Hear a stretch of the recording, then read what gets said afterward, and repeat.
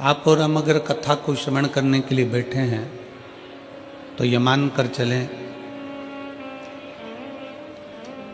कि कहीं ना कहीं भगवान शंकर ओघड़नाथ मेरे शिव आपका हाथ पकड़कर आपको आपकी मंजिल तक भेजना चाहते हैं, इसलिए शिव पुराण तक पहुंचा दिया।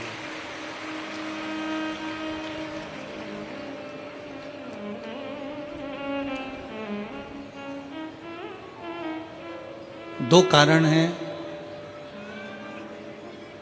मनुष्य के जन्म के।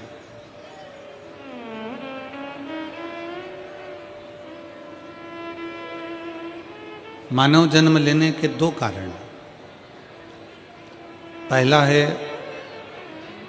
हमारे पूर्व के कर्मों का हमें भोग भोगना है।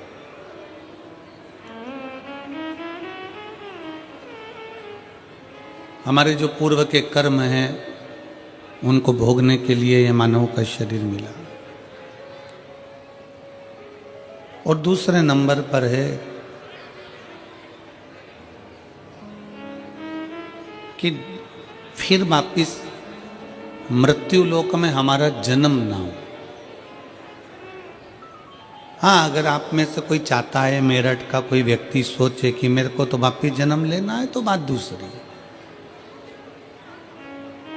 अपनी अपनी चॉइस है, ये तो आपके मन की दशा है।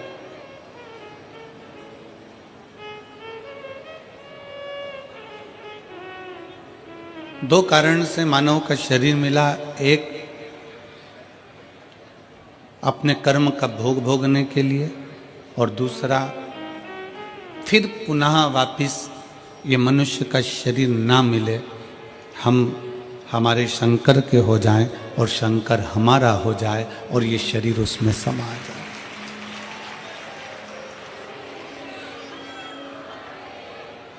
भारत की भूमि के कई संत ऐसे हुए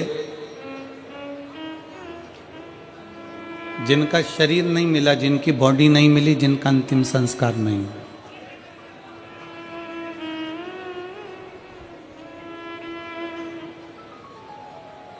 भारत की भूमि के कई संत ऐसे हुए जिनका शरीर नहीं मिला, जिनका अंतिम संस्कार नहीं हुआ, जिनकी बॉडी नहीं मिली। पहले नंबर पर है रामकृष्ण परमहंस जी, जो मां जगत जननी जगदम्बा अम्बा में सशरीर समा गए। दूसरे नंबर पर है चैतन्य महाप्रभु जी, जो जगन्नाथ जी में सशरीर समा गए।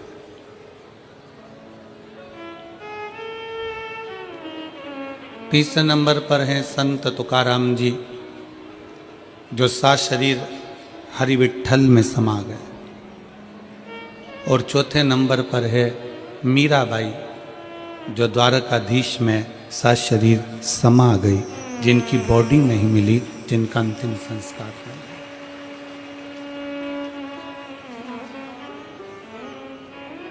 जिनकी बॉडी नहीं मिली है, जिनका अंतिम संस्कार नहीं हुआ।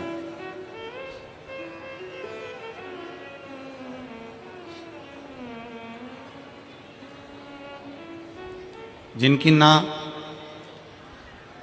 बॉडी मिली, न अंतिम संस्कार हुआ, आए थे संसार सागर में अपना भगवत भजन करने के लिए, और वह भगवत भजन कर कर अपने अपने धाम को चले। दो कारण मनुष्य के शरीर के हैं। पहला अपना कर्म भोगना है, और दूसरा जो शरीर मिला है, इस शरीर को फिर पाना जरूरी नहीं, इस शरीर को परमात्मा तक पहुंचाना जरूरी। परमात्मा तक।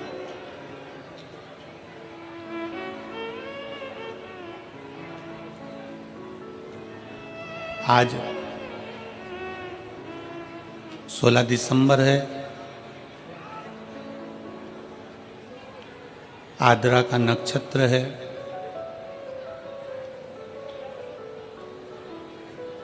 हजारों शिवरात्रियों के बराबर आज का दिन होता है, जिस दिन भगवान शंकर के एक अग्नि खंभ में ज्योति प्रकट होती है, और वो ज्योति सभी 12 ज्योतिर्लिंग में और सभी शिवालयों में विराजमान हो जाती है।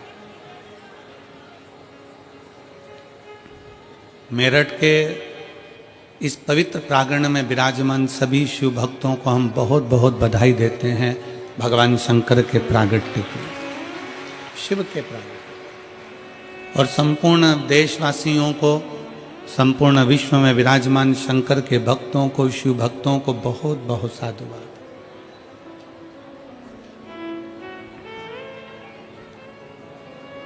सभी शिव भक्तों के लिए बहुत साधुता।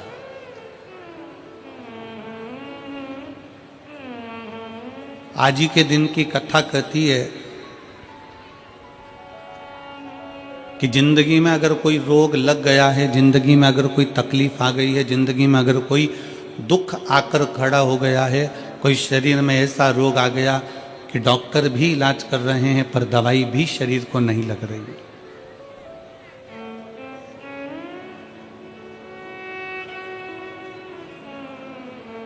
तो आज की कथा कहती है कि पानी को वाणी से अमृत बनाओ। क्या करना है? जम के बोलो जरा। पानी को वाणी से अमृत बनाओ। अब पानी को वाणी से अमृत कैसे बनाओगे?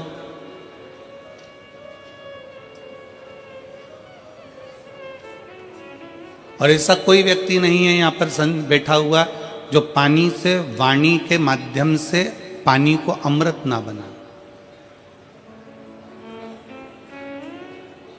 आज आदरा की कथा कहती है, भगवान शंकर का पवित्र चरित्र कहता है, शिव महापुराण का पावन चरित्र कहता है, शिव तत्व कहता है कि अगर रोग बहुत भारी है, तकलीफ बहुत भारी है, शरीर में दवाइयाँ भी अगर असर नहीं कर रही है, तो एक पात्र में जल लिया जाता है और पंचाक्षर मंत्र नमः शिवाय या षडाक्षर मंत्र ओम नमः शिवाय या श्री शिवाय नमस्तुभ्यम जप कर उस पानी की ओर देखते रहते हैं और मंत्र का जाप करते रहते। एक माला 108 मनके की जब पूरी हो जाए, उस पानी को देखते देखते 108 मन का 108 बार भगवान का नाम पूरा हो जाए, उसी पानी को फिर भगवान शंकर पर समर्पित कर दिया जाता है और उसी पानी को झेल लिया जाता है और दिन में सुबह, दोपहर और शाम 3 बार उसका आचमन किया जाता है। शरीर में दवाई लगना प्रारंभ हो जाती है और रोग का निवारण हो जाता है। इसको कहते हैं पानी को वाणी से अमृत बना।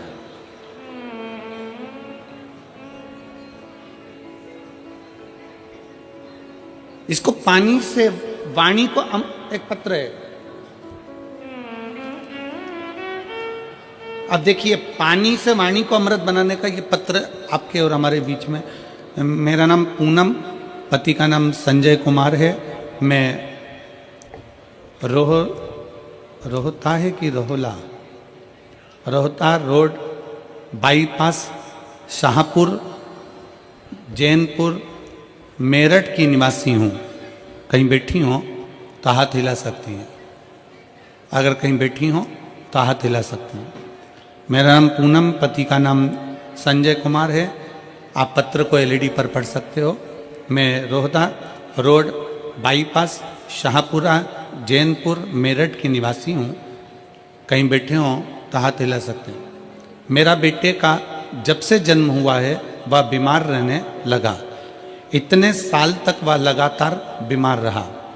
ना उसने बोलना शुरू किया और ना ही उसके शरीर में कोई भी ग्रोथ हुआ। मैंने बहुत डॉक्टरों का इलाज कराया, बस जांच भी कराई। जांच में आया कि इस बच्चे की दिमाग की ग्रोथ नहीं हुई है और ना ही होगी।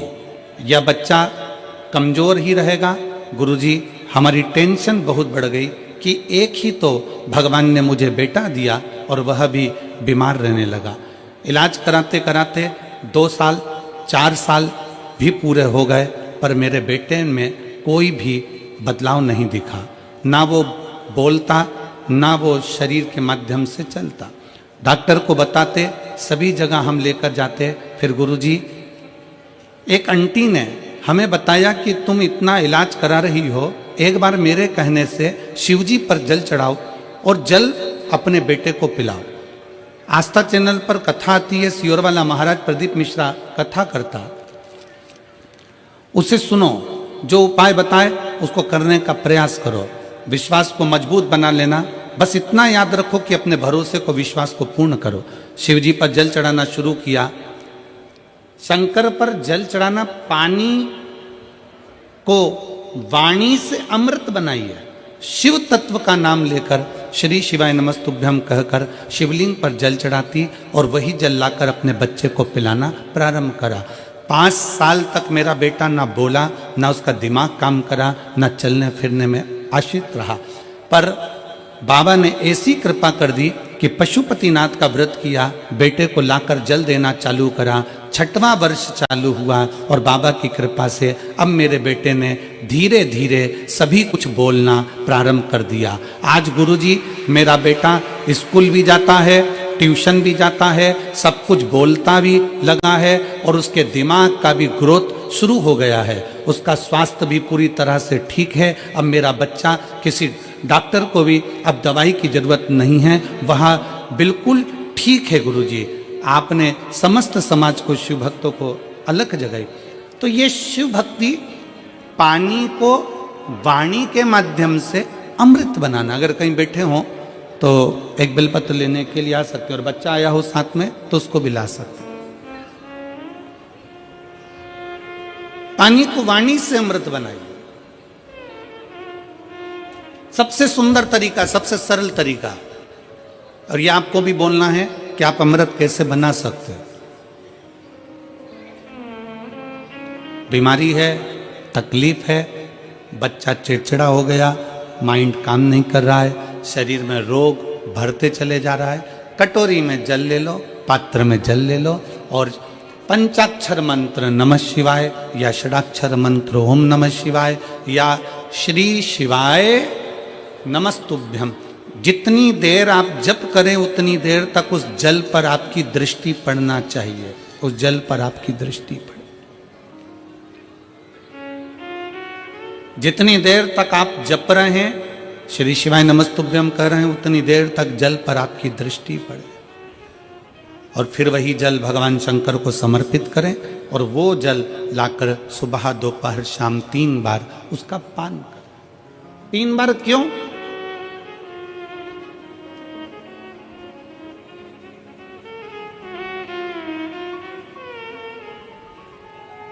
त्रिलोकी का नाथ, त्रिकालदर्शी, कैलाशी, अविनाशी, त्रिपुंडधारी, त्रिबेलपत्रधारी, त्रिनेत्रधारी, त्रिशूलधारी, त्रिपुंडधारी, त्रिलोकी के नाथ के 3 दर्शन मूल हैं। प्रातः का दर्शन जो हमें हमारे जीवन की सतमार्ग बताता है, मंगल मार्ग की ओर लेकर जाता है। दोपहर का दर्शन हमारे जीवन में हमें उलझनों से बाहर निकाल देता है। और शाम का दर्शन हमें चैन की नींद सोना सिखा देता है और आनंद में रहना सिखा देता है। वो त्रिपुंडधारी के 3 दर्शन।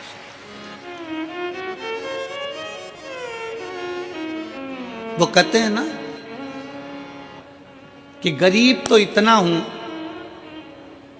गरीब तो इतना हूं कि एक गधा भी नहीं खरीद सकता।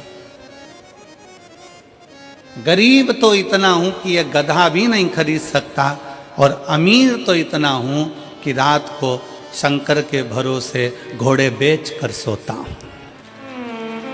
शंकर के भरोसे घोड़े बेच कर सोता हूं। गरीब इतना है कि ये गधा भी ना खरीद पावे, और अमीर इतना है कि जब सोता है चैन की नींद मेरे शंकर के भरोसे होकर घोड़े बेच कर सोता है।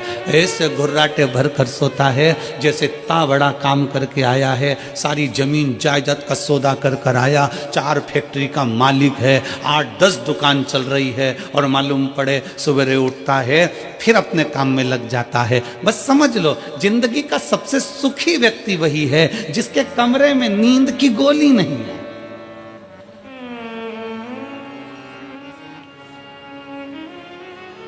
सिर के पास में कोई बाम की शीशी नहीं है, विक्स नहीं है, सोने से पहले कोई टेबलेट लेना नहीं पड़ रही है, वो दुनिया का सबसे सुखी व्यक्ति है। प्रथम सुख निरोगी काया, सबसे बड़ा सुख है निरोगी काया। शिव महापुराण की कथा कहती है एक मृत्यु वो होती है जो अटल मृत्यु होती है, जिसमें व्यक्ति मर जाता है, चले जाता है।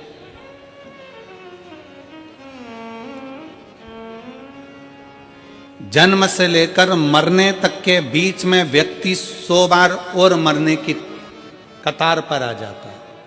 कितनी बार? जम के बोलो जरा, कितनी बार पास में आ रहा है मृत्यु के? 100 बार। मरने वाला मृत्यु अलग है कि मरेगा, परंतु उसके पहले जन्म से मृत्यु के बीच में 100 बार तुम्हारे पास में मौत आती है। 100 बार।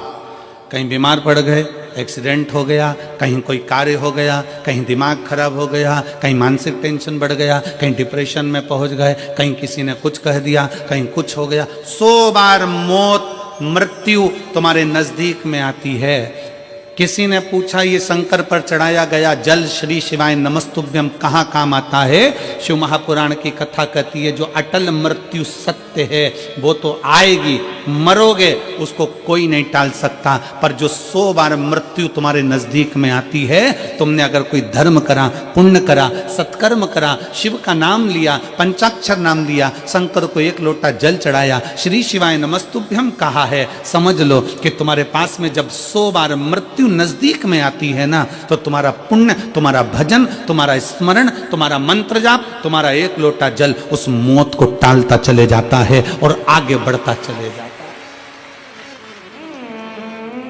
अटल मृत्यु तो सत्य है, वो तो आना है, पर उसके पहले भी 100 बार मृत्यु आती है। कहीं बीमार पड़ गए, एक्सीडेंट हो गया, कुछ हो गया, कुछ हो गया, बार बार मौत करीब में आती चली जाती है। बार बार मृत्यु करीब में आती चली जाती है। पर उस मृत्यु को तुम भगवान की भक्ति से, तुम भगवान के भजन से, तुम अपने स्मरण से टाल रहे हो, तो मंत्र जाप से उसको टाल रहे हो।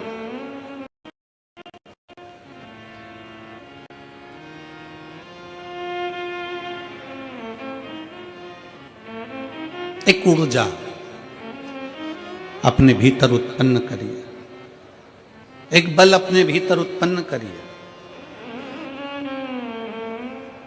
मेरठ की यह पवित्र भूमि इतनी ऊर्जावान भूमि है कि यहाँ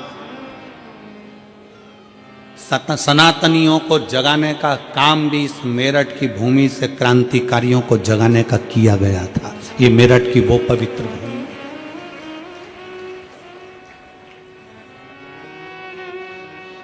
और कहां से जागे थे? शंकर के दरवाजे से, ओगड़नाथ जी के दरवाजे से।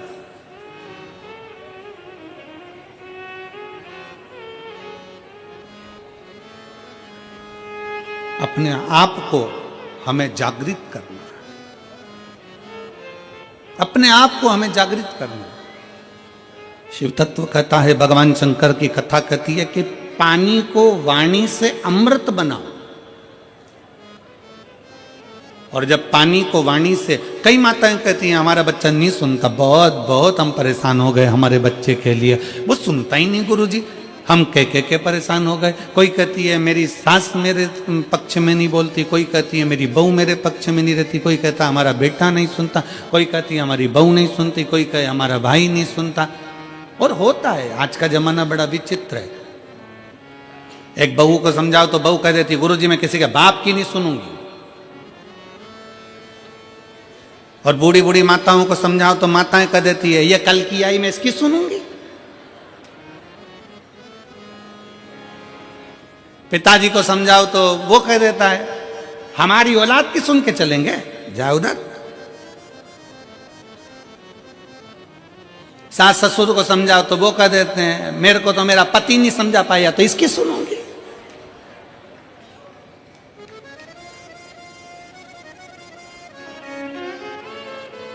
कोई किसी के सुनने को तैयार नहीं है।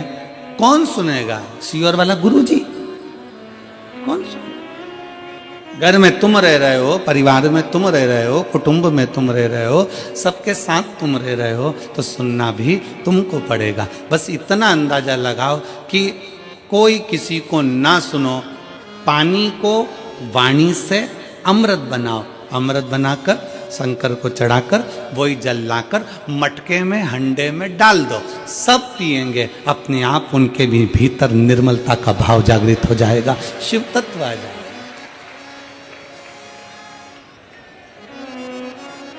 शिव तत्व।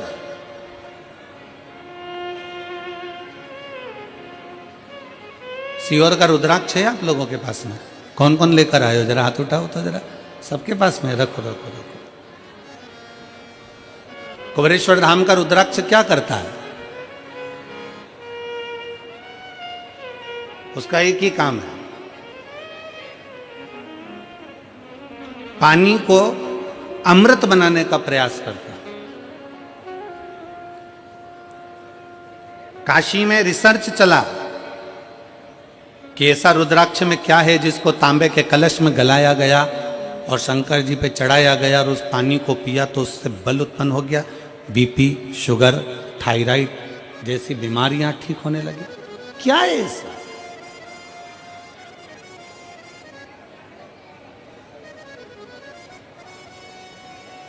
हम कहते हैं शिव महापुराण के अंतर्गत एक मुखी से लेके 14 मुखी तक रुद्राक्ष का वर्णन किया गया। शिव महापुराण में एक मुखी से लेकर 14 मुखी तक रुद्राक्ष का वर्णन किया गया और एक भी रुद्राक्ष, कोई कहता है कि एक मुखी रुद्राक्ष ज्यादा प्रबल होता है, कोई कहता है 2 मुखी प्रबल होता है, कोई कहता है 3 मुखी प्रबल होता है, कोई कहता है 5 मुखी प्रबल होता है। सारे रुद्राक्ष कोई ना कोई कहता है कि ये बहुत प्रबल होता है। फिर किसी ने कहा गुरुजी एक मुखी रुद्राक्ष कहीं मिलता है क्या? हमने कहा आज के जमाने में एक मुखी आदमी नहीं मिलता तो रुद्राक्ष की बात करते हैं। आज के जमाने में आदमी नहीं मिले, अपनी पार्टी हार जाती है तो लोग दूसरे की पार्टी में चले जाते हैं, आदमी एक मुखी नहीं रिया, तो यहाँ रुद्राक्ष की क्या बात करते? इधर दालनी गली तो उधर पहुंच गए, उधर दालनी गली तो उधर पहुंच गए, उधर दालनी गली तो उधर पहुंच गए, दिन भर डोलते रहते हैं, दिन भर।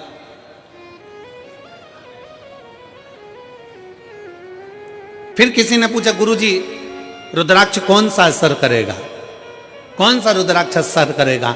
हम कौन सा रुद्राक्ष पहने जो हमारे शरीर पर असर करे? कौन सा रुद्राक्ष हमें पहनना चाहिए कि हमारे शरीर पर असर करे? हम निवेदन करेंगे रुद्राक्ष पहनो मत पहनो, पर मीठी वाणी का रुद्राक्ष अपनी जिह्वा पर रख लो, वो इतना असर करेगा कि सबको अपना बना ले, सबको अपना। वाणी ऐसी बोलिए जो मन का, जम के बोलो जरा, वाणी ऐसी बोलिए जो मन का आपा खोए। पर आज के जमाने में वाणी ऐसी बोलिए जो जम के झगड़ा होए, पर उससे मत बोलिए जो तुमसे तगड़ा होए। आज के जमाने में सबसे मूल है आपकी वाणी। वाणी की श्रेष्ठता हो तो समझ लो कि पूरी दुनिया तुम्हारी है, और वाणी की श्रेष्ठता नहीं तो दुनिया तुम्हारी अपने भी। एक सास के पास में अंगूठी भी है, एक सास के पास में चेन भी है, एक सास के पास में जेवर भी है, एक सास के पास में दुनिया की प्रॉपर्टी भी है, एक ससुर जी के पास में सब कुछ है। सास ससुर के पास में प्रॉपर्टी है, जमीन है, बंगला है, गाड़ी है, पैसा है, धेला है, सब कुछ है। और मान लो उसकी वाणी अच्छी नहीं हो तो घर में 4 बेटे 5 बेटे 3 बहुएं 4 बहुएं 5 बहुएं, कोई उसका होगा? जम के बोलो जरा, नहीं। और अगर आपके पास में कुछ भी नहीं है, आपके पास में ना प्रॉपर्टी है, ना गाड़ी है, ना बंगला है, ना जमीन है, ना जायदाद, कुछ भी नहीं, और उसके बाद अगर आपके पास में मीठी वाणी है ना, बस मीठे शब्द है ना, तो पड़ोसी भी आकर तुम्हारी गुलामी कर कर चले जाएगा, पड़ोसी भी आएगा तो तुम्हारी सेवा कर कर चले जाएगा। बुढ़ापे का परम आभूषण है, बुढ़ापे का परम आभूषण है आपकी मीठी वाणी। बुढ़ापे का परम आभूषण है आपके मीठे शब्द।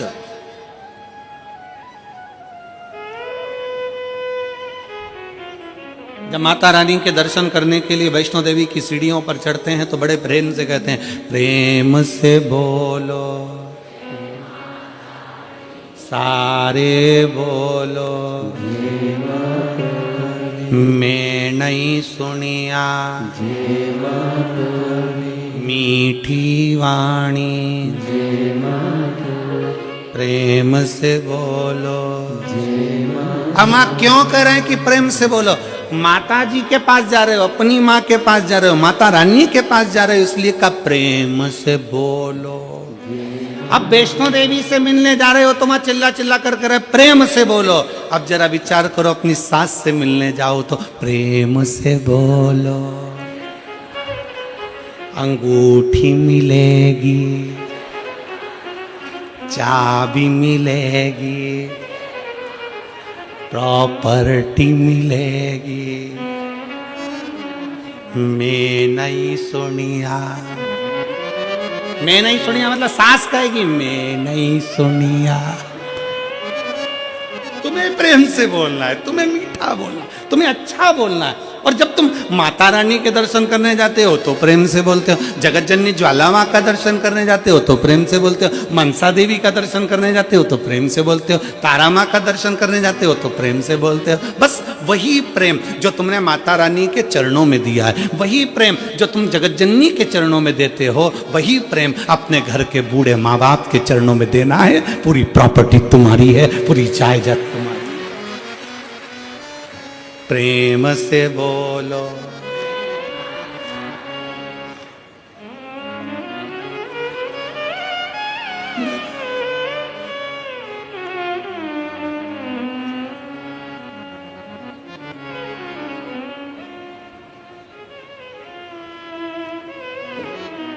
बस एक मीठी वाणी,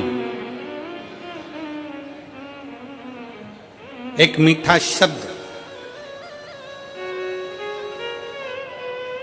आपकी जिह्वा के मीठे उच्चारण भगवान के करीब में लेकर जाते हैं।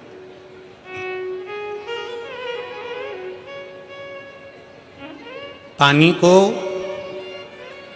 वाणी से अमृत बनाना सीखो। लोग कहते हैं गुरुजी कौन सा रुद्राक्ष?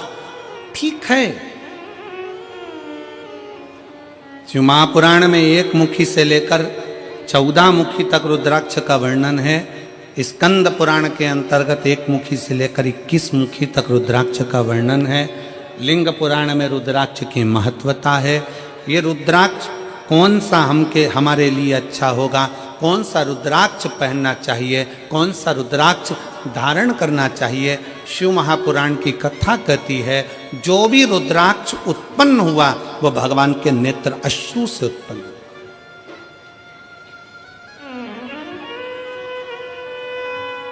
और केवल एक के मिलन से नहीं, रुद्राक्ष शंकर और पार्वती के मिलन से उत्पन्न हुआ है। मिलन से।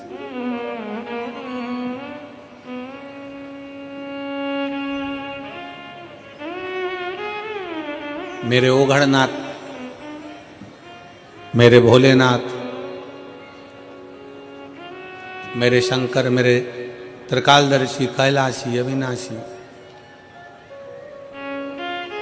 एलईडियां चालू करवाइए पीछे की एलईडी,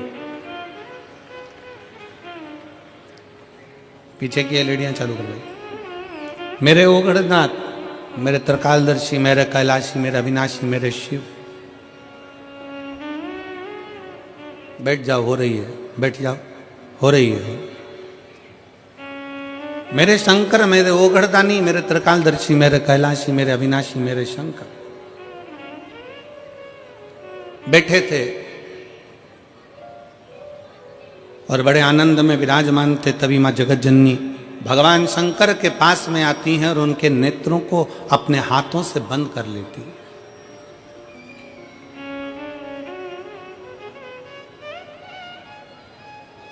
मां जगत जननी ने अपने हाथों से भगवान शंकर के नेत्रों को बंद किया और नेत्र को बंद करने पर भगवान शंकर के नयन से जो अश्रु गिरा, उस अश्रु से रुद्राक्ष की उत्पत्ति है।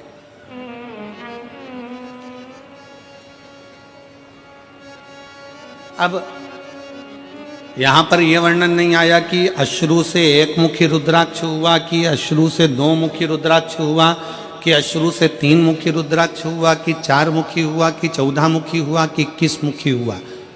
माता ने हाथ का स्पर्श किया, नेत्र बंद हुए, अश्रु नीचे गिरा, उससे रुद्राक्ष उत्पन्न हुआ। शंकर भगवान का पुत्र है रुद्राक्ष, शंकर भगवान का स्वरूप है रुद्राक्ष, शंकर भगवान का प्रतिबिंब है रुद्राक्ष। इसलिए शिव महापुराण की कथा कहती है, एक तो पंचाक्षर मंत्र नमः शिवाय, षडाक्षर मंत्र ओम नमः शिवाय, श्री शिवाय नमस्तुभ्यम और रुद्राक्ष, ये वो हैं जिनका एक स्पर्श मात्र, जिनको नजदीक में रखा जाए तो जीवन का एक सुख अपने आप उसके करीब में आता चले जाता,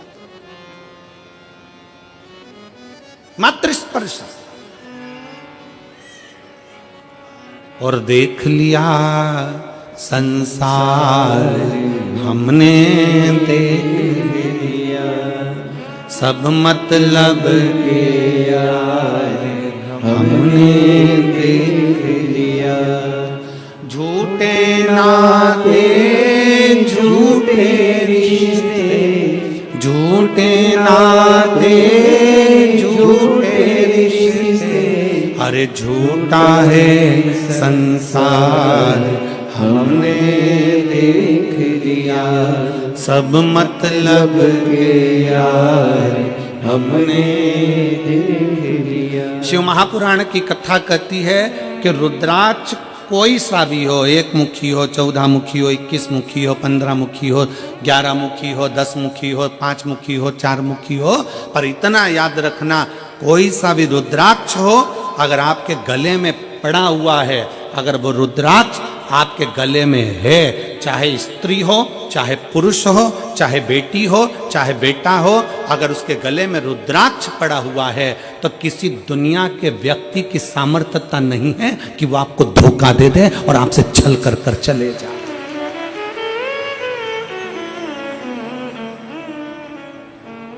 किसी की सामर्थ्यता नहीं है कि वो आपके साथ में छल कर जाकर, रुद्राक्ष है।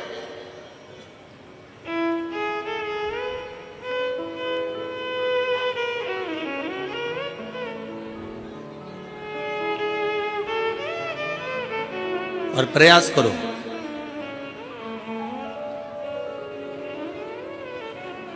जितना समय मिलता है ना उतना समय अपने बच्चों को संस्कार देने में भी लगाया करो, थोड़ा थोड़ा समय, थोड़ा समय। तन मन और धन, ये 3 अगर ठाकुर में नहीं लगते, ठाकुर मतलब जानते हो ना, हमारे आगे बैठे हैं लड्डू गोपाल जी, ठाकुर जी, शंकर जी, भोलेनाथ जी, राम जी, ये सब तन, फिर से बोलो, तुम लोग बोलो, क्या क्या चीज? तन मन और धन, ये 3 ठाकुर में नहीं लगते तो ठेके पे लग जाते हैं। याद रखो, क्या क्या चीज? जम के बोलो जरा।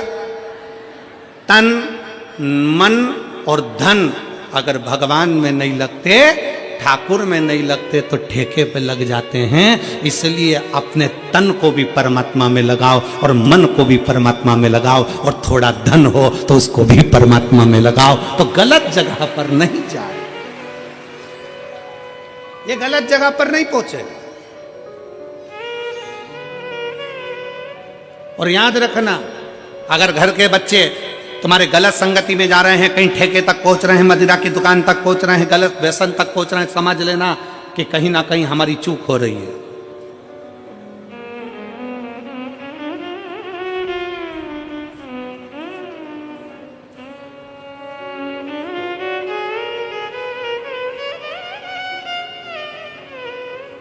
कहीं ना कहीं हमारी चूक हो रही है।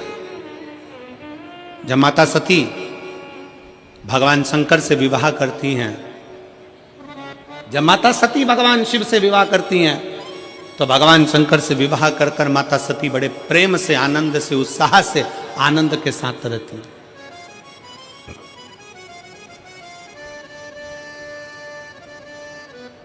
बड़ी उमंगता में माता सती रहती हैं, बड़ी उमंगता में।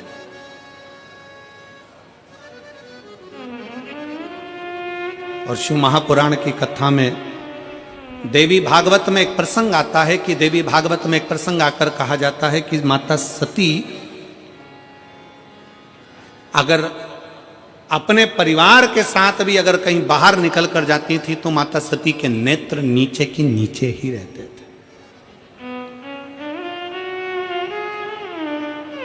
माता सती के नेत्र नीचे रहते थे।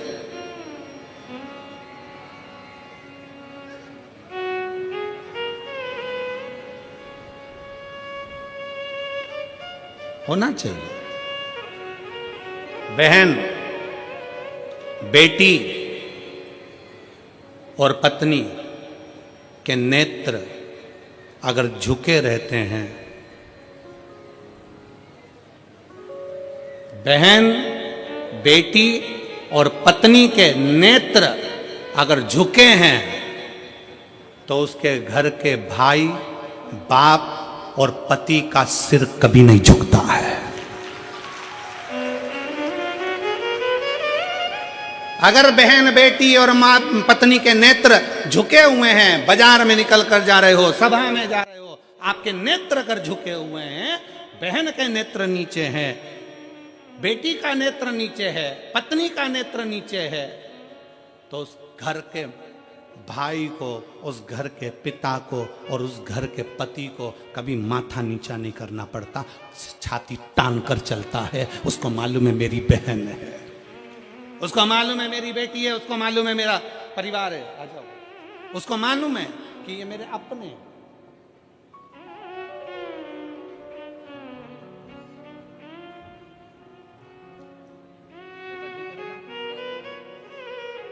एक उसके लिए भी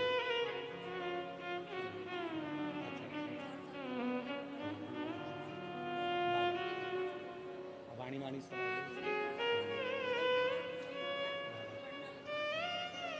दीदी बोल रही हैं 5 साल तक कुछ नहीं बोला और ना उसका माइंड काम करा, ना शरीर, पर बाबा की कृपा से अब बच्चा बोलने भी लगा, स्कूल जाने लगा, ट्यूशन जाने लगा और पढ़ने लगा और बहुत अच्छा हो गया।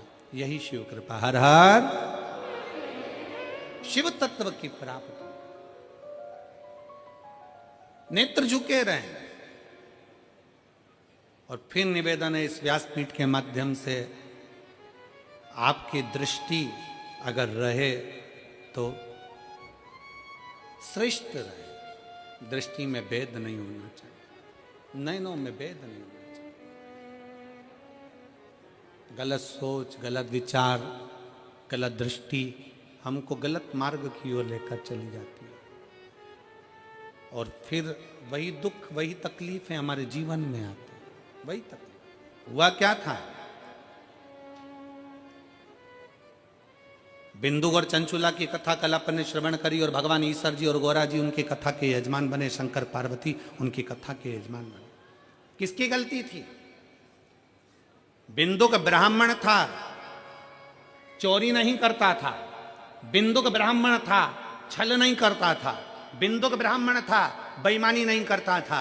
केवल चंचुला देवी ऐसी आई और वो चंचुला देवी ने कहा कि तुम्हारे घर में मैं विवाह कर कर आई हूं, क्या है ये? तुम्हारे घर में कुछ भी नहीं, तुम्हारे घर में वैभव नहीं, तुम्हारे घर में धन नहीं। पति को उसने चोरी में लगा दिया, कहीं से भी लाओ, कहीं से भी लाओ, पर लाओ, मुझे चाहिए। पति चोरी नहीं करता था, बिंदुक चोरी नहीं करता था। कभी कभी अपने मन में विचार लाइएगा कि बिंदुक जब चोरी करता था, बेकार काम करता था, गलत काम करता था, तो उसके लिए शंकर भगवान जजमान बनने की क्या जरूरत थी? शिव जी को जजमान बनने की क्या जरूरत थी? शंकर जी को कथा सुनने की क्या जरूरत थी? उसकी मुक्ति के लिए शंकर जी ने क्यों प्रयास किया? क्योंकि बिंदुक चोर नहीं था, बिंदुक छली नहीं था, बिंदुक ब्राह्मण होकर भी प्रपंच नहीं करा। पर पत्नी चंचुला ऐसी आई और चंचुला ने कह दिया तुम्हारे यहाँ धन नहीं है, तुम्हारे यहाँ वैभव नहीं है, तुम्हारे यहाँ दौलत नहीं है, जाओ कहीं से भी लाओ। बिंदुक ने कहा मैं ब्राह्मण हूं और सुन मेरी आय इतनी नहीं है, मैं इतना नहीं कमा सकता। तो पत्नी ने कह दिया चोरी करो ना। पर दुनिया के लोगों को यह नहीं मालूम चोरी करने वाला हमेशा चोट्टा की चोट्टा ही रहता है। चोट्टे का कभी प्रमोशन नहीं होता। जिसका धन चले गया, उसकी अगर चेन गई, सामान गया, तो ये तो है कि बाबा उसको कहीं से कम आज नहीं तो कल, महीने 2 महीने में 3 महीने में उसको वापिस बड़ा मंगलसूत्र, वापिस बड़ी चेन भोलेनाथ उसको दिला देगा। पर चोट्टे का प्रमोशन नहीं होगा। चोट्टा चोट्टा ही रहेगा। और तुम खुद देख लो कितने चोट्टे कितना सामान चोरते। और आप लोगों से हम बार बार व्यासपीठ से कहते हैं, बार बार निवेदन करते हैं, जितनी कथा होती है हर कथा में कहते हैं अपनी चेन, कीमती सामान, मंगलसूत्र, अपने मोबाइल, कीमती कीमती सामान, डायमंड, हीरा, सोना, चांदी, सब अपने घर छोड़कर आओ। क्योंकि जो डायमंड से बड़ा डायमंड है मेरा शंकर ओगड़दानी त्रिकालदर्शी कैलाशी, उसकी कथा सुनने के लिए जा रहे। अपना जेवर अपने घर, 2 चीजें अपने घर में रखो कथा में आने से पहले, एक जेवर, दूसरा तेवर। तुम कितने बड़े भी कुछ भी हो, अपने घर के हो, यहां तेवर भी मत दिखाओ कथा में आने के बाद। तुम मुझे जानते नहीं हो, फोन लगाता हूं, अब भी आगे बैठने की व्यवस्था करवाता हूं। तो जेवर और तेवर दोनों घर रखिए। शिव महापुराण की कथा में ना जेवर की जरूरत है, और जम के बोल दो जरा, ना तेवर की जरूरत है। तुम्हारी पहचान होगी किसी से भी, हमारी पहचान तो उससे है जो शमशान में रहता है, सीधा, उससे सीधी पहचान है।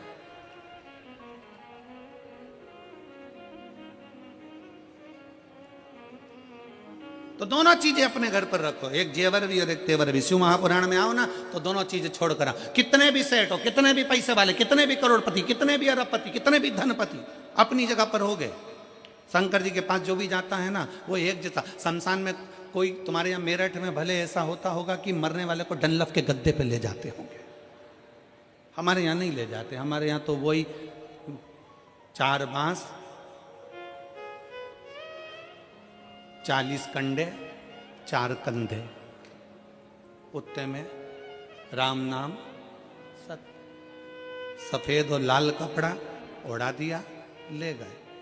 कितना भी सेठ हो, कितना भी करोड़पति हो, कितना भी धनपति हो, कितना भी वैभवपति हो, चाहे दुनिया का कंगाल से कंगाल व्यक्ति हो, पर शंकर भगवान के दरवाजे पर शमशान में जब पहुंचेगा उसकी शान सम होगी, इसलिए उसका नाम शमशान है। वहां सबका लेवल बराबर है, कोई बड़ा नहीं, कोई छोटा नहीं, अपने घर कर हो गए।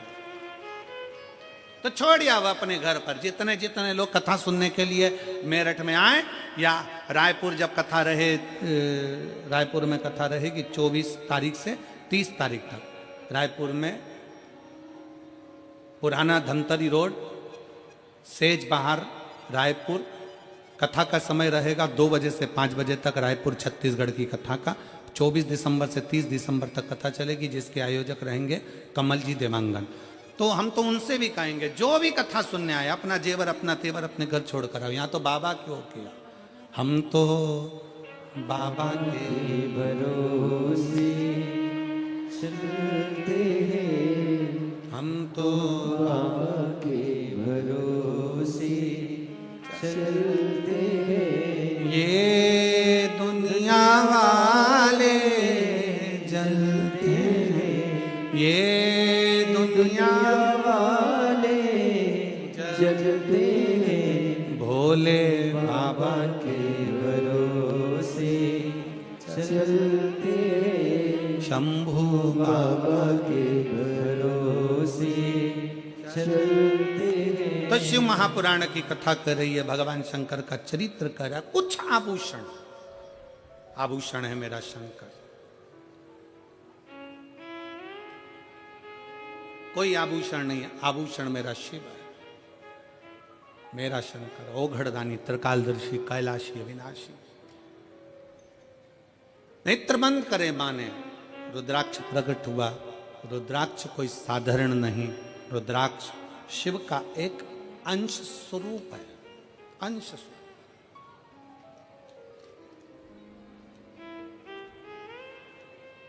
हमारे मार्ग को सुलभ बनाने का काम करता है रुद्राक्ष। सुलभ बनाने, इसलिए प्रयास करें कि तन मन और धन। काहे में लगाएं? जम के बोलो जरा। ठाकुर में लगाएं, भगवान में लगाएं, शिव में लगाएं, भक्ति में लगाएं।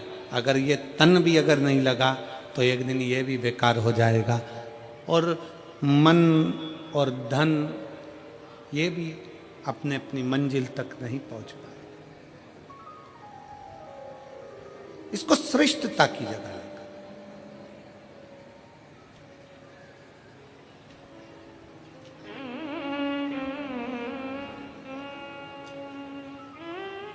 दक्ष प्रजापति ने जब माता सती का विवाह करा था भगवान शंकर के साथ में,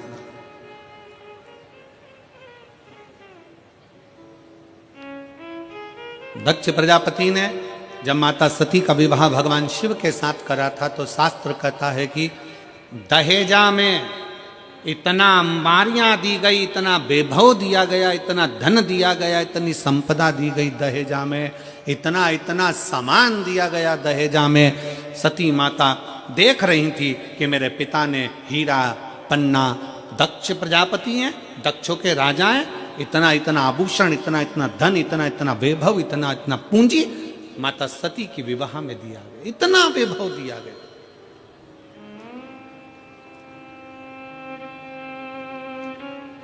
और शिव महापुराण की कथा कहती है वो सतयुग था जिसमें सती माता के कन्यादान में इतना सारा आभूषण दिया गया था, इतना सारा धन दिया गया था।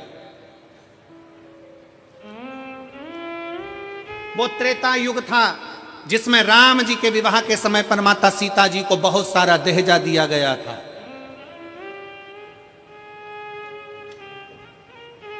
वो द्वापर होगा जिसमें भगवान कृष्ण के मंगल विवाह में दहेज दिया गया होगा। परशु महापुराण की कथा कहती है ये कलयुग चल रहा है।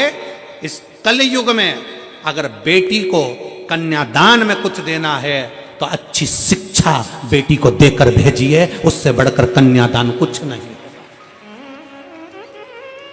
बेटी को अच्छी शिक्षा देकर भेजिए, बेटी को अच्छा विद्वान बनाकर भेजिए, उच्च शिक्षा, अच्छा अध्ययन कराइए, अच्छे कॉलेज में, अच्छे स्कूल में बच्चों को पढ़ाइए। अपनी बेटी को अच्छा पढ़ाकर अच्छी विद्वत्ता देकर भेजिए, क्योंकि बेटी के जीवन में पेट्रोल पंप देखा, गाड़ी देखी, बंगला देखा, और मालूम पड़े कि लड़का कहीं गलत विचारों से जुड़ा हुआ मिल गया तो बेटी को रोना नहीं पड़ेगा। अपनी मेहनत खुद करना जानती है, अपना परिश्रम खुद करना जानती है। इसलिए बेटी को कन्यादान में अगर कुछ देना चाहते हो, बेटी को कन्यादान में कुछ प्रदान करना चाहते हो, वो सतयुग था, वो त्रेता था, वो द्वापर था, पर कलयुग का सबसे बड़ा कन्यादान अगर कुछ है तो एक माँ बाप अपनी बेटी को अच्छा पढ़ाएं, अच्छा विद्याध्ययन कराएं, उसको काबिल बनाएं और उस पद तक पहुंचाएं कि तुम्हारी बेटी जिस दिन तुमसे मिलने के लिए आए तो खुश होकर कहे पापा आज मेरा प्रमोशन हो गया, आज मैंने फिर एक कंपनी में आगे बढ़कर नौकरी करी है, पापा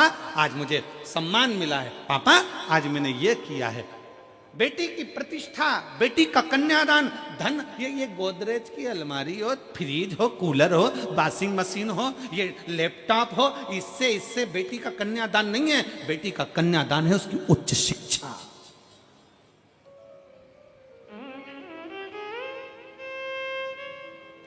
बेटी का कन्यादान है उसकी अच्छी पढ़ाई।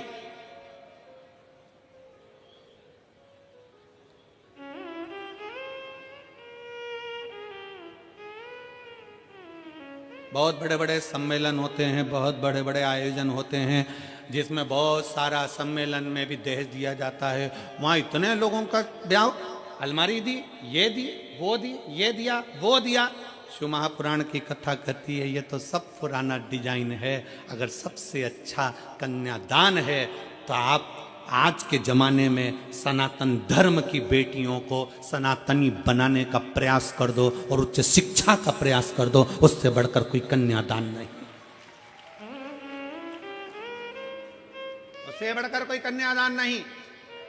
और फिर कथा में आइए, माता सती के विवाह में कन्यादान में ढेर सारा आभूषण, रतन, माणिक, मोती, सोना, चांदी, हीरा, पन्ना, अंबर, पीतांबर, गाड़ी, बंगला सब दिया गया। फिर माता पार्वती जी का विवाह हुआ तो कन्यादान में कुछ नहीं दिया गया। क्यों? क्योंकि हिमालय राज की बेटी माता पार्वती भगवान शंकर की भक्ति में लीन थी। हिमालय राज ने देख लिया कि मेरी बेटी ने अच्छी शिक्षा ग्रहण कर ली है, अच्छा विद्याध्ययन ग्रहण कर लिया है, तो मेरी बेटी को अभी दहेज के समान की नहीं, मेरी बेटी तो खुद संस्कारित है। जिस घर में जाएगी वहां बंगला बना देगी, जिस घर में जाएगी वहां आभूषण ले आएगी, जिस घर में जाएगी वहां अंबर पितांबर हो जाएंगे।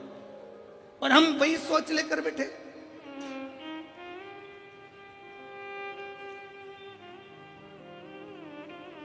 लड़का जन्म लेता है और घर के लोग जब ब्याह करने का समय आता है तो लड़के के माँ बाप भी सोचने में पड़ जाते हैं, लड़की के बाप के पास में इतना सामान है, ऐसा लगता है देगा वो तो देगा, वो तो देगा, वो तो देगा, वो तो देगा, वो तो देगा, वो तो देगा, अंगूठी तो देगा, चेन तो देगा, घड़ी तो देगा।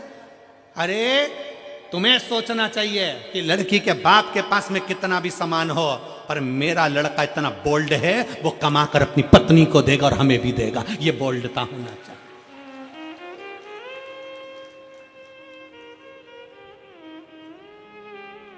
पर हम सोच हमारी लेकर बैठे हैं। इस कलिकाल में रहने के बाद भी हमारी सोच हम छोटी सी लेकर बैठे हैं। शंकर भगवान माता पार्वती जी के साथ ब्याह करे, हिमालय राज ने हाथ जोड़कर पूछ लिया, मैं हिमालय राज हूं, हिमालयों का राजा हूं, बताओ शंकर भगवान तुम्हारे कन्यादान में पार्वती जी के क्या क्या दिया जाए। ये सारा महल, सारा नगर, सारी दौलत, सारी संपदा तुम्हारी है भोलेनाथ, क्योंकि तुम मेरे दामाद हो, तुम मेरे जमाई हो।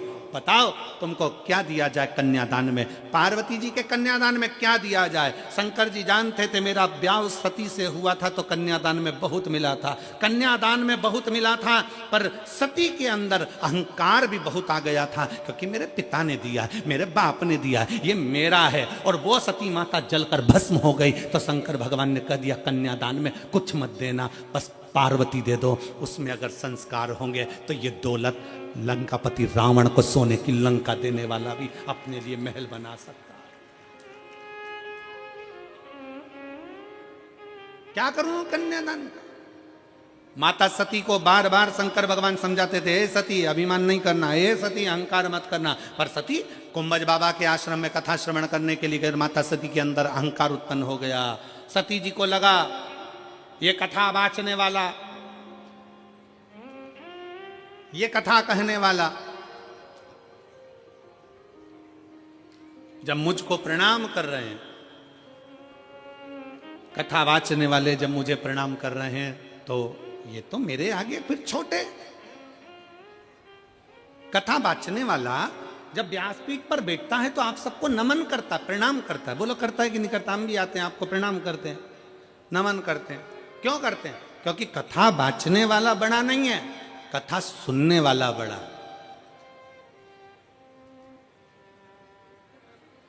कथा वाचने वाला कभी बड़ा नहीं हो सकता, कथा सुनने वाला बड़ा। और वैसे भी सुनने वाले जितने हैं वो सब जमीन पर बैठते हैं। जमीन पर बैठते हैं तो जिनके पास जमीन होती है लोग उनको जमींदार कहते हैं। तो तुम सब जमींदार हो। कथा वाचने वाला तो चार पाए की चौकी पर बैठा है, जमीन पर बैठे तो जमींदार, चौकी पर बैठे तो चौकीदार। अब तुम जमींदार हो, तुम्हारी मर्जी पड़ी तो बैठे, नहीं तो उठ के चल दिए। तुम जमींदार हो, तुम्हारा मन पड़ा तो पानी की बोतल निकाली पी गए। जमींदार हो तुम, तो जमीन पे बैठे हो बड़े आनंद से। जमींदार हो, तुम्हारा मन पड़ा तो चाय कूड़ ली, निपटा लिया। जमींदार हो तुम तो जेब में से निकाल के मल भी लेते हो। जमींदार हो, थोड़ी देर में भजन आएगा तो फटकी भी लगा लोगे। और जैसे ही महाराज जी बोलेंगे हारा, तुम तो जमींदार। जमींदार तो कुछ भी कर सकता, बेचारा चौकीदार फंसा ना, जो हाथ जोड़ के बैठा, चौकीदार फंसा। उसको तो पूरी 3 घंटे की ड्यूटी देना है, और पूरी 3 घंटे की ड्यूटी देने के बाद फिर हाथ पैर सीधे करना है। तुम्हारा मन, तुम तो मर्जी पड़े तो कथा सुनते सुनते, और मन पड़ जाए तो फिर मोबाइल निकाल के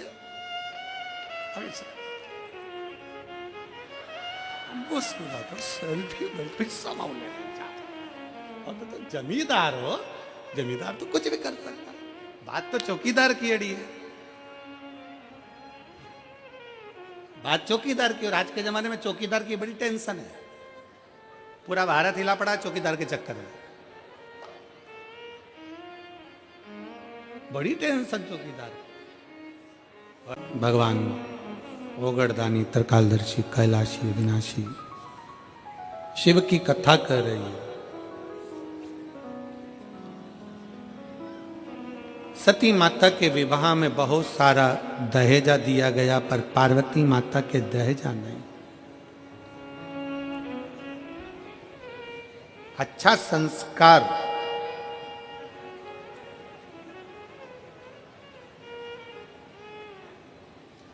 जिस गांव में पानी की कमी होती है वहां की फसल बिगड़ जाती है, और जिस घर में संस्कारों की कमी होती है वहां की नस्ल बिगड़ जाती है। संस्कारों की कमी मत आने दो। हिमालय राज ने माता पार्वती जी को श्रेष्ठ संस्कार दिए, श्रेष्ठ संस्कार होना चाहिए। संस्कार बहुत, हम कल जा रहे थे तो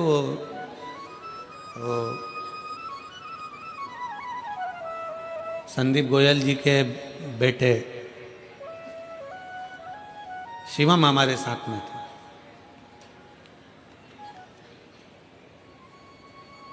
तो हमने शिवम से पूछा, क्यों बाबू कितने भाई हो? कहे गुरुजी 2। एक कारण एक शिवम। हमने कहा ठीक। फिर गाड़ी चलाते चलाते हमने पूछा, दोनों की शादी हो गई? कहा हो। ठीक।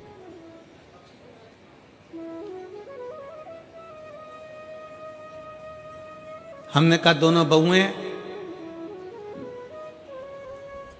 तो कहा हाँ गुरुजी दोनों बहुएं हैं। हमने कहा पढ़ी लिखी हैं सब? कहे हाँ गुरुजी पढ़ी लिखी है। हमने कहा फिर तुम अगर कोई कर्म कर रहे हो, तुम कोई कार्य कर रहे हो, या तुम्हारा कोई वो स्कूल है, आदिक है, तो हमने कहा उन बहुओं को भी थोड़ा बहुत काम सौंपो, जिससे वो भी स्कूल जाएं। उनकी जो एजुकेशन उनके माँ बाप ने दी है, वो एजुकेशन का सही उपयोग वो कर सके और उसको आगे बढ़ा सके। अपने ज्ञान को दूसरे को दिया जाए।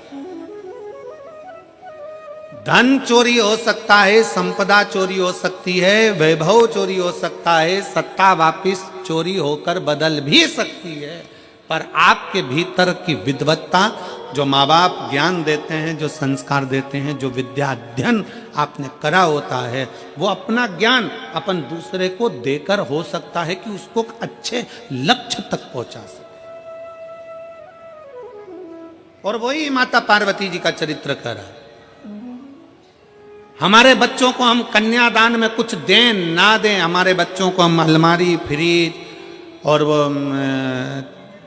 थाली का सेट, डिनर सेट,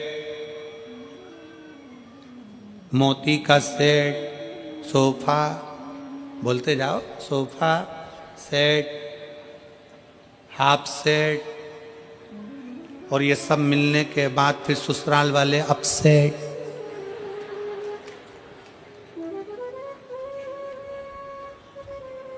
ये सेट देने से अच्छा है अपने बच्चों की विद्या पर ध्यान दिया जाए, शिक्षा पर ध्यान दिया जाए।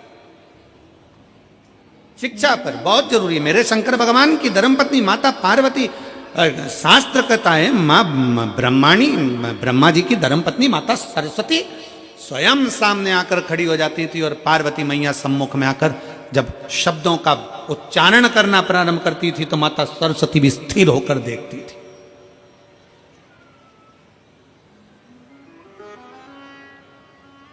और एक बार माता ब्रह्माणी को अहंकार आ गया था। ब्रह्मा जी के सम्मुख में ब्रह्माणी ने कह दिया था, सारे स्वर मुझ में समाये हैं, मैं स्वर की देवी हूं। सारे स्वर मुझ में समाये हैं, मैं स्वर की देवी हूं। सब कुछ मुझ में भरा हुआ है, मैं ज्ञान की देवी हूं।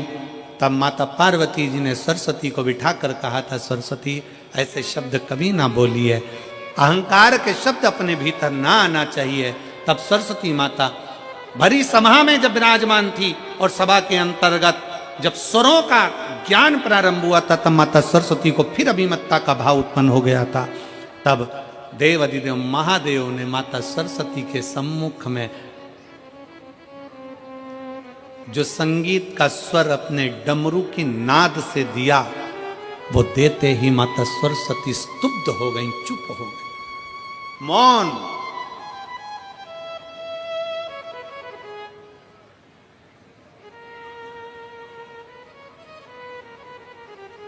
सरस्वती माता मौन हो जाती है, एकदम चुप, स्तुप्त।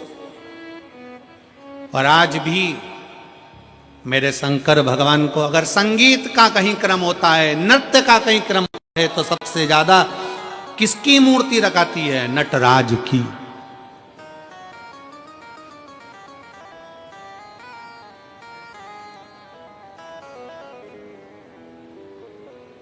शिक्षा वो आभूषण है, शिक्षा वो हीरा है जो अपने बेटी को, अपने बेटों को जरूर दीजिए, बहुत जरूरी है। और उस शिक्षा का जब आभूषण आपके बच्चों के अंतर्गत आएगा, तो जैसे अभी कथा में कहा था कि तन मन धन तीनों परमात्मा में लगाओ, ठाकुर में लगाओ, शिव में लगाओ, नहीं तो ये ठेके में चला जाएगा। इसलिए संस्कार अगर अच्छे हैं, शिक्षा अगर अच्छी है, विद्वत्ता अगर अच्छी है, तो निश्चित है हमारे घर के बच्चे कभी भी गलत जगह पर नहीं जाएंगे और वो सतमार्ग की ओर बढ़ते चले जाएंगे। शिक्षा सीखो उनसे। पार्वती मैया को कहा, हिमालय राज बोले क्या दें हम आपको, क्या प्रदान करें हम आपको, आप ले लीजिए, इतना धन वैभव संपदा सब है, ये पूरा महल बड़ा पड़ा है, हिमालय राज का पूरा नगर बड़ा पड़ा हुआ है, ढेर सारा सामान बड़ा पड़ा हुआ है, ले जाओ इसको। शंकर भगवान बोले नहीं, मुझे ये नहीं चाहिए, मुझे केवल पार्वती चाहिए। क्यों? क्योंकि शंकर जी जानते थे कि पार्वती जी ने व्रत तप साधना करी है, वो मुझे पाने के लिए करी है, और व्रत तप साधना जब मुझे पाने के लिए करी है, तो पार्वती मेरे लिए आ रही है, मैं उसके लिए। आज के जमाने में तो शादी में कितना कितना दूल्हा दुल्हन के लिए रात भर, अभी शादियों का सीजन चल रहा है, रात को 9-9 बजे से माताएं ढोलक ले लेके बैठती हैं, लड़के के शादी में खूब गाती हैं, बन्ना जी बन्ना जी बन्ना जी। बोलो गाती कि नहीं गाती? अरे बोलो तो जम के गाती ना। और लड़की के यहाँ गाते हैं बनी जी बनी जी बनी जी। बना बनी का मतलब है कि दोनों में बन के रहे, और दोनों में नी बनी तो काहे का बना और काहे की बनी, उसका मतलब ही क्या हुआ? और तुम ढोलक पीट पीट के गा रही, बना जी दिल्ली जाना जी, वहां से लहंगा लाना जी, बन्नी फिर पहन के आएगी, फिर यूं इठलाएगी, फिर यूं फरमाएगी कि झुमका गिरा रहे। क्या मतलब? मतलब क्या हुआ ये बताओ।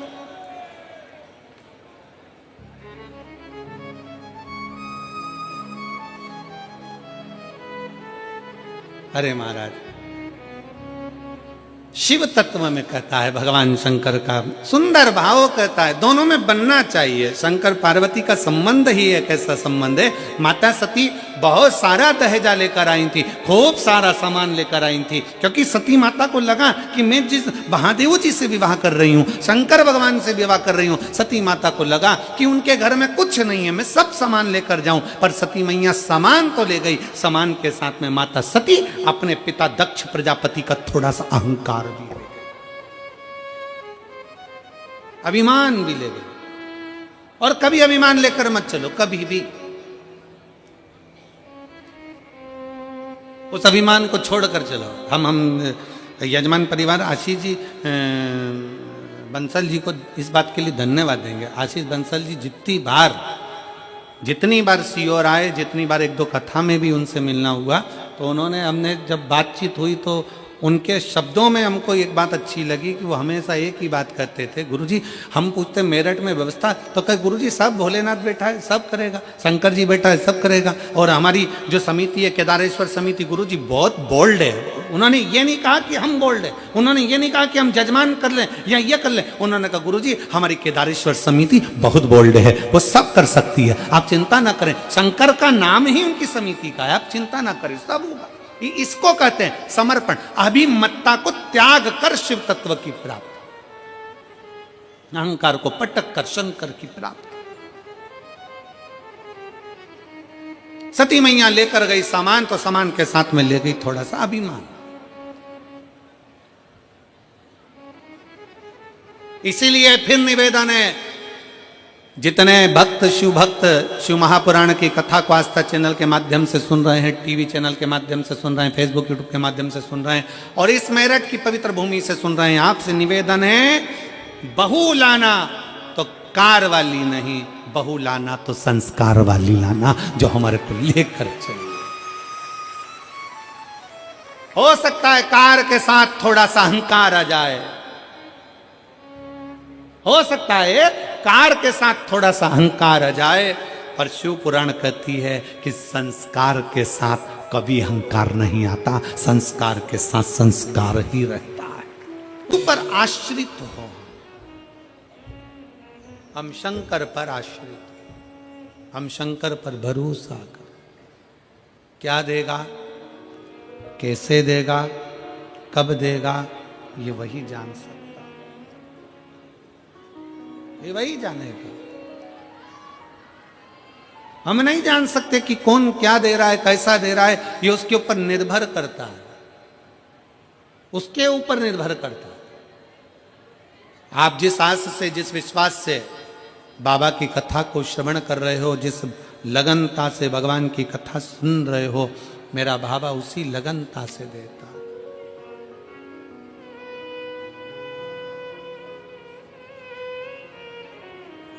ईश्वर बाबा संभाल, इसमें कोई दूसरा नहीं, कोई दूसरा दे भी नहीं सकता। किसकी सामर्थ्यता है?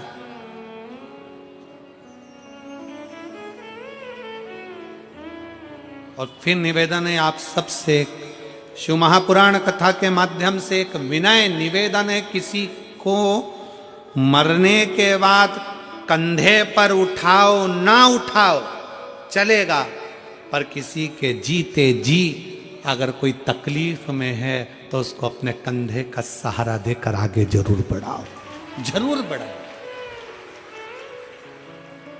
आप उठाएं ना उठाएं, किसी के मरने के बाद आप उसे कंधे पर लें ना लें, पर उसके जीते जी वो तकलीफ में, कष्ट में है, बहुत बहुत तकलीफ में है, प्रयास करो उसको लेकर आगे बढ़ने का प्रयास करो, बढ़ो प्रयास। शिव तत्व की प्राप्ति, शंकर की भक्ति और शिव की उदारता एक विश्वास के साथ, एक भरोसे के साथ।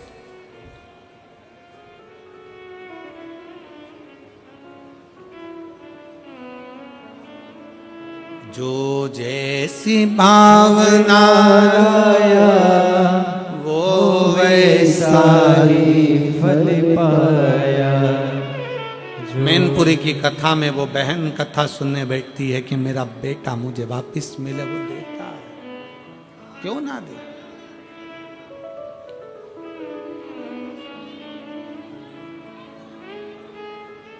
कहीं से आए हैं क्या ये लोग? बाबू आप लोग क्यों खड़े हो? कोई बाहर दंडवत आए हैं क्या?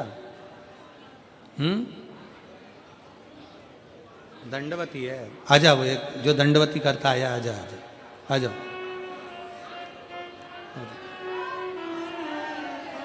शिव तत्व की प्राप्ति का केंद्र बिंदु है शंकर। शिव महापुराण कथा कहती है, भगवान शंकर का चरित्र कहता है, शिव तत्व कहता है, आपका विश्वास।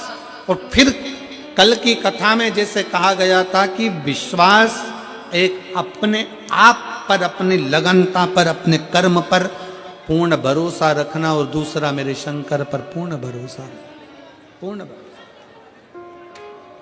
पूर्ण भरोसा शिव पर रखिए। और जब भरोसा प्रबल होगा तो शिव को मिलने में देरी नहीं। सती मैया की कथा कर रही है, माता पार्वती जी का चरित्र कर रहा है कि माता सती सामग्री लेकर गई, पर साथ में अभिमान, अहंकार थोड़ा सा लेकर चली गई, जिसके कारण उनका ध्यान भगवान की कथा में नहीं लग पाया, भगवान की कथा में उनका चित्त नहीं लग पाया। कुंभज बाबा कथा कर रहे थे, सती मैया का चित्त नहीं लग पाया, सती मैया का मन उच्चिष्ट हो गया,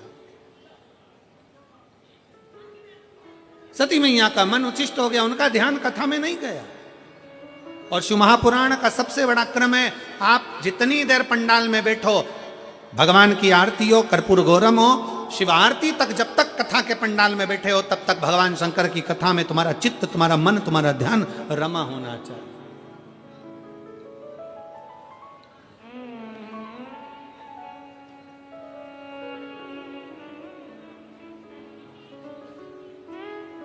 जितनी देर कथा में चित्त लगाओगे, शिव की दृष्टि में तुम खुद स्वयं आओ। कथा कर रही है, समय आया मां सती पहुंच तो गई थी भगवान शंकर के पास में, निवास भी करा था माता सती ने, पर कभी कभी कोई कोई शब्द ऐसे हो जाते हैं जिन शब्दों में अभिमतता नजर आने लगती है, अहंकार।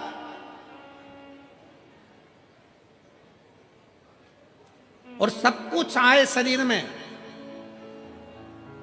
पर कभी अभिमान अपने शरीर में मत आने देना, अपने मन में मत आने देना, अपनी दृष्टि में मत आने देना। अभिमान, अहंकार, अहम अपने भीतर ना आने। अहंकार में तीन गए, धन, वैभव और वंश। ना मानो तो देख लो रावण, कौरव और कंस, तीनों अहंकार में चले गए, तीनों अभिमत्ता में चले गए, तीनों अहम में चले गए। स्वयं लंकाधिपति रावण के सामने भगवान शंकर भी जाकर खड़े हो गए थे और रावण से कह दिया था, रावण तेरे सामने राम युद्ध करने के लिए खड़े होंगे। रावण सुन, अगर तुझे मुझसे कुछ चाहिए, कोई सहयोग चाहिए तो मांग ले। रावण अगर तुझे मुझसे कुछ सहयोग चाहिए तो मांग। रावण कहता है नहीं बाबा नहीं। भोलेनाथ जी से कहता है कि मुझे तुमसे कुछ नहीं चाहिए, क्योंकि मुझ में वो बल है। सोने की लंका में रहता हूं, सोने के महल में रहता हूं, सोने के नगर में रहता हूं, और पूरा मेरा जितना परिवार है ये बहुत प्रबल परिवार है। बहुत सारे मेरे नाती पंती, मेरे भाई बंधु हैं, ढेर सारे असुर राक्षस मेरे साथ जुड़े हुए हैं। मुझे कुछ नहीं चाहिए, मुझे नहीं चाहिए। शंकर भगवान तो बोले थे तुझे कुछ चाहिए तो बोल।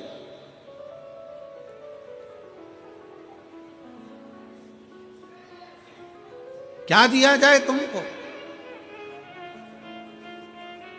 तुम युद्ध करने के लिए जाओगे, तुम्हें अगर कुछ चाहिए हो तो बोलो। पर रावण ने कह दिया कि महाराज मुझे अब कुछ नहीं चाहिए, मेरे पास सोने की लंका है, मुझे अब कुछ नहीं चाहिए, मेरे पास में इतना वैभव है, मुझे अब कुछ नहीं चाहिए, मुझे इतना सब कुछ प्राप्त हो गया, मैं करूंगा तो करूंगा, क्या करूं मैं इसका? मुझे नहीं चाहिए, मुझे ये वैभव, मुझे ये धन कुछ नहीं। और ना भगवान शंकर ने कहा वैभव और धन जाने दे, अगर तुझे युद्ध में राम तेरे सामने होंगे, रावण फिर समझ ले कि राम तेरे सम्मुख में होंगे, अगर युद्ध में कुछ चाहिए हो तो बोल। फिर भी शंकर भगवान के सामने रावण कहता है मैं बड़ा वीर हूं, मैं बड़ा प्रबल हूं, मुझे कुछ नहीं चाहिए, कुछ नहीं, क्या करूंगा मैं लेकर? समझाने का कार्य था भगवान शिव का।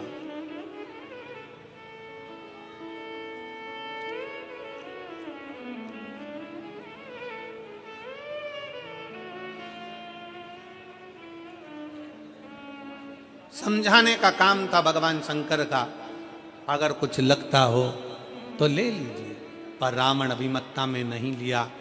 आखिरी में भगवान रावण को देने के बाद में फिर भगवान राम जब पार्थिव शिवलिंग का निर्माण कर रहे थे, और पार्थिव शिवलिंग का निर्माण मेरे भगवान राम करते हैं, निर्माण कर कर सम्मुख में प्रकट करते हैं। शंकर भगवान राम जी के सामने भी आकर खड़े हो, राम जी के सामने।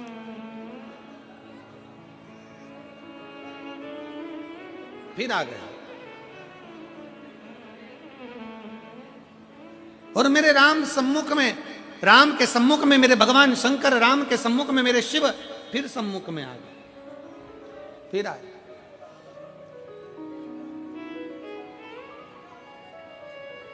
मांगो राम तुम्हें क्या चाहिए? राम तुम्हें क्या चाहिए? भगवान राम से भगवान शंकर करे कुछ मांगना हो तो मांग लो। राम जी कहते हैं बस इतना सा वर मुझे चाहिए, इतनी सी कृपा कर दीजिए, इतनी सी दया कर दीजिए, इतनी सी करुणा कर दीजिए। भोले बाबा सामने युद्ध के मैदान में लंकाधिपति रावण होगा, वो आपका भक्त है, सामने युद्ध के मैदान में सामने आ जाओ मां। शिव तत्व की प्राप्ति भगवान शंकर स्वयं राम जी के सम्मुख में कर रहे हैं। राम जी, मैं गया था लंकाधिपति रावण के पास में, मैं पहुंचा था रावण के नजदीक में, और रावण से भी मैंने कहा था कुछ चाहिए हो तो मांग ले। रावण ने कुछ नहीं लहा, कुछ नहीं लिया। राम जी, आपके सम्मुख में भी मैं आया हूं, मांगो, बताओ आपको क्या चाहिए। राम जी कहते हैं, प्रभु कुछ भी नहीं, केवल सामने आपका जो शुभभक्त होगा लंकाधिपति रावण, आपके सम्मुख में, मेरे सम्मुख में, मेरा सामने आपका एक शुभभक्त होगा, और उसके सामने मेरा और उसका युद्ध आपके सम्मुख में होगा। बस इतनी कृपा करना। भगवान राम शंकर भगवान से कहते हैं, इतनी दया करना कि जब रावण के प्राण छूटे ना, बस इतनी कृपा करना कि उसको शिव धाम दे देना, इससे ज्यादा कुछ नहीं चाहिए। उसको शिव धाम दे दीजिए, उसे शंकर का धाम दे दीजिए, और कुछ नहीं चाहिए। और महाराज,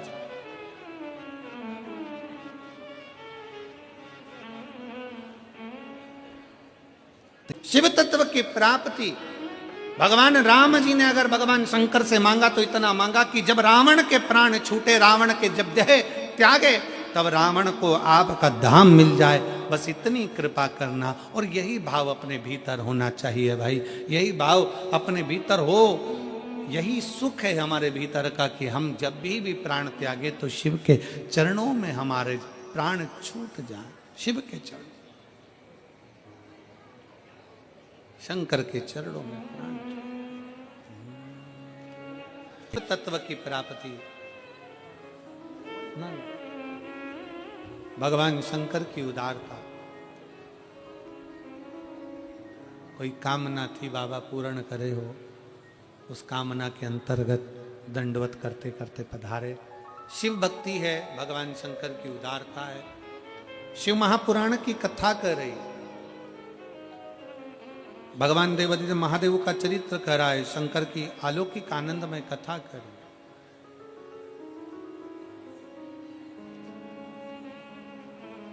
एक बार ब्रह्मा जी के भीतर भी, जैसे रावण को भगवान शंकर ने जाकर पूछा, राम जी से जाकर पूछा, रावण को तुम्हें कुछ चाहिए, सामने राम होंगे युद्ध में, तो बोलो कुछ दे दिया जाए। राम जी से कहा कि तुमको कुछ चाहिए, तो राम जी ने केवल इतना ही मांगा कि रावण के जब प्राण छूटे तो शंकर भगवान आपका भक्त आपके धाम पर चले जाए। भगवान शिव उसको स्वीकार करते हैं। ऐसा ही एक क्रम शिव महापुराण के अंतर्गत आता है कि ब्रह्मा जी के मन में भी एक बार अभिमत्ता झांका, ब्रह्मा जी के हृदय में भी एक बार कुछ अहंकार उत्पन्न, और फिर निवेदन है, ये थोड़ा सा जो अहंकार व्यक्ति के जीवन में जो थोड़ा सा अभिमान आ जाता है तो वो पूरे करे धरे पर पानी फेर जाता है। थोड़ा सा अभिमान, थोड़ा सा अहंकार।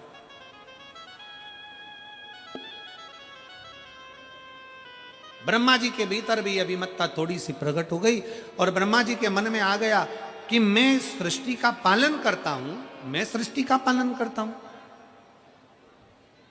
सब कुछ मैं हूं, सर्वस्व में हूं। तब भगवान नारायण ने उनको समझाया। भगवान नारायण ने उनको कहा, आप ये सोचना बंद कर दो कि सर्वस्व आप कर रहे हैं, सब कुछ आप कर रहे हैं। कई बार परिवार में भी ऐसा योग बन जाता है, हमारे परिवार में, हमारे कुटुंब में कई बार हम सोचते हैं, बुजुर्ग माताएं कई बार बातों बातों में कह जाती हैं, वो तो मैं जिंदा हूं ना इसलिए ऐसा हो रहा है, जिस दिन मैं मर गई आटे दाल का भाव मालूम पड़ जाएगा। कई बूढ़ी माताएं कहती हैं, अभी मैं बैठी हूं इसलिए सही चल रहा है, जिस दिन मैं मर गई आटे दाल का भाव मालूम पड़ जाएगा। तो जो तुमसे कहे ना कि मैं मर गई तो भाव मालूम पड़ जाएगा, उनसे कहे तो आधे घंटे के लिए मर जा।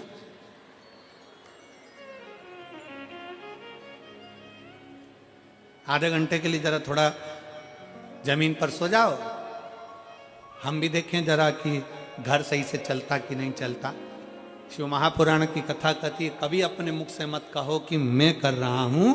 शिव पुराण की कथा कहती है कि करते हो मेरे बाबा, मेरा नाम हो रहा है, भोले आपकी कृपा से सब काम हो रहा है, भोले आपकी कृपा से सब काम हो रहा है, करते हो मेरे बाबा, मेरा नाम हो रहा है। सब करने वाला बाबा और कराने वाला बाबा, अपन तो केवल एक निमित्त मात्र है, केवल निमित्त।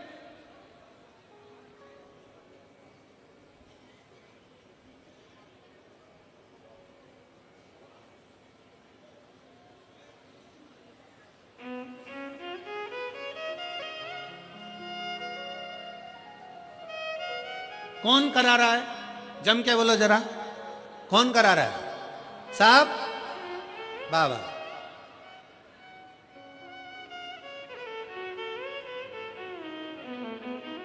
और बाबा भी किसी ना किसी को प्रेरणा देता है, बाबा भी किसी ना किसी को पकड़ता है, तब करवाता है। तुम देखो, तुम्हारे उत्तर प्रदेश की ही घटना है, संभल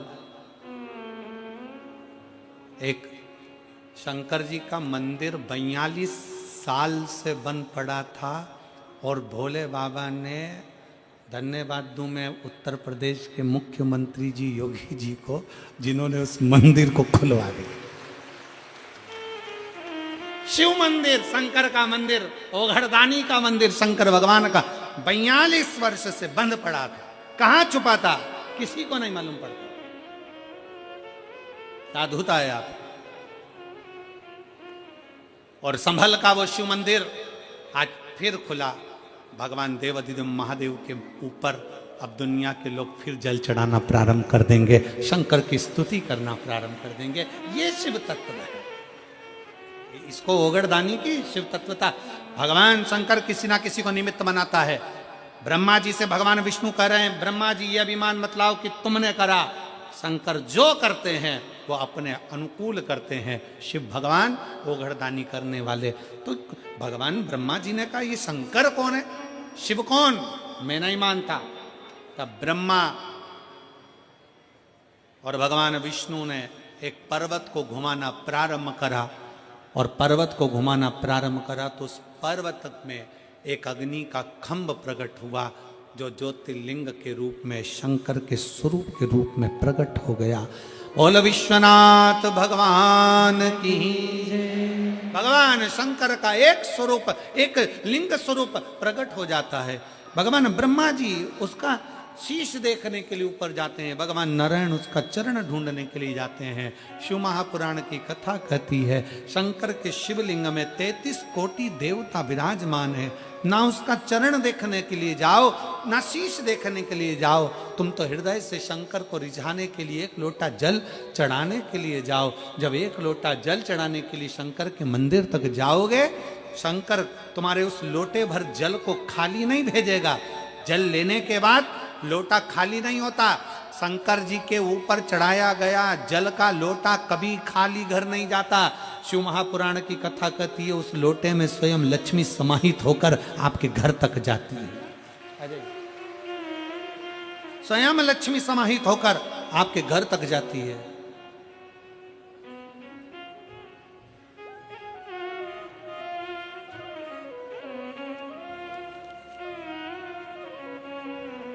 बबीता भाटी,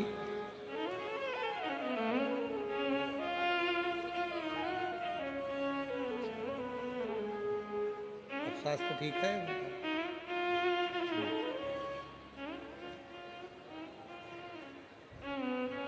जिस एक लोटा जल जो भगवान शंकर को समर्पित कर रहे हो, भगवान शिव को एक लोटा जल चढ़ा रहे हो, वो जल का लोटा मंदिर से, घर से अगर भरा हुआ गया है तो मंदिर से खाली नहीं आता, मंदिर से भी भरा हुआ ही आता, मंदिर से भी भरा हुआ। बस तुम्हारा विश्वास, तुम्हारी दृढ़ता। ब्रह्मा जी गए ऊपर शीश देखने के लिए, केतकी के पुष्प को लिया है, गौ माता को लेकर आए, केतकी का फूल भी झूठ बोल दिया, गौ माता भी झूठ बोल दी, भगवान शंकर जी ने श्रापित कर दिया। आखिरी में ब्रह्मा जी झूठ पर झूठ बोले तो उनका शीश कट गया, शीश कटकर दूर गिरा। शंकर भगवान की स्तुति भगवान नारायण ने करी, तब वो शीश ने बट वृक्ष का रूप धारण कर लिया। शंकर जी उस बट वृक्ष के नीचे विराजमान हो गए। शिव जी का नाम बटकेश्वर महादेव पड़ गया। बोल बटकेश्वर महादेव की जय। भगवान शंकर का स्वरूप बटकेश्वर महादेव के रूप में विराजित हो गया। आगे सुंदर वर्णन आता है। भगवान शंकर की स्तुति स्वयं ब्रह्मा जी भी करते हैं कि मुझसे गलती हो गई है, वो गलती को क्षमा करिए। गलती, कई लोग कहते हैं भगवान शंकर क्रोध के देवता हैं, भगवान शंकर रुद्र हैं, क्रोधी हैं, गुस्से के देवता हैं। शिव महापुराण की कथा कहती है शंकर भगवान क्रोधी नहीं, रुद्र नहीं, शंकर भगवान कोमलता का भाव रखते हैं, इसलिए उनको भोला भंडारी कहा जाता है। सहजता, निर्मलता, नम्रता मेरे शंकर के अंदर है। किसी देवता को इतने अपशब्द नहीं किए जाते जितने शंकर भगवान को कहे जाते हैं। ये तो गंजेड़ी है, ये तो भंगेड़ी है, ये तो भस्मधारी, त्रिपुंडधारी, नाग, सर्प, माला। लोग अपशब्द पर अपशब्द कहते हैं, पर किसी को यह नहीं मालूम कि ये गंजेड़ी है ना भंगेड़ी है। ये तो ओघड़ दानी है, और ऐसा ओघड़ दानी जो भूलवश भी शंकर के मंदिर के सामने से निकल कर चले जाता है, उसका भी भंडार भोलेनाथ भर देता है। ऐसा ओघड़ दानी है। और आज कथा का द्वितीय दिवस यहां पर विराम ले रहा है। कल कथा